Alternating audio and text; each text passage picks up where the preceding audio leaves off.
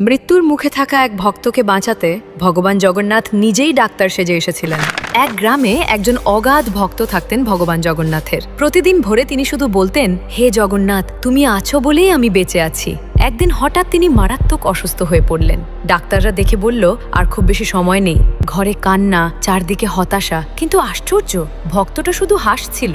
গভীর রাতে হঠাৎ দরজায় কড়া নাড়ার শব্দ। দরজা খুলে দেখা গেল এক অচেনা ডাক্তার। তিনি ভেতরে গিয়ে কিছুক্ষণ চিকিৎসা করলেন। অবিশ্বাস্যভাবে ভক্তের অবস্থা ধীরে ধীরে ভালো হতে শুরু করলো। কিন্তু সকালে যখন সবাই সেই ডাক্তারকে খুঁজতে বের হলো, পুরো গ্রাম ঘুরেও তাকে আর কোথাও পাওয়া গেল না। ভক্ত বলল, আমাকে মন্দিরে নিয়ে চলো। যখন পুরীর জগন্নাথ মন্দিরের দরজা খুলল, সবাই হঠাৎ স্তব্ধ হয়ে গেল, কারণ সেদিন ভগবান জগন্নাথের গলায় ঝুলছিল একটা ডাক্তারের স্টেথোস্কোপ। ভক্তের চোখে জল চলে এলো। সে হাত জোড় করে বলল, আমি জানতাম তুমি নিজেই এসেছিলে আমাকে বাঁচাতে প্রভু।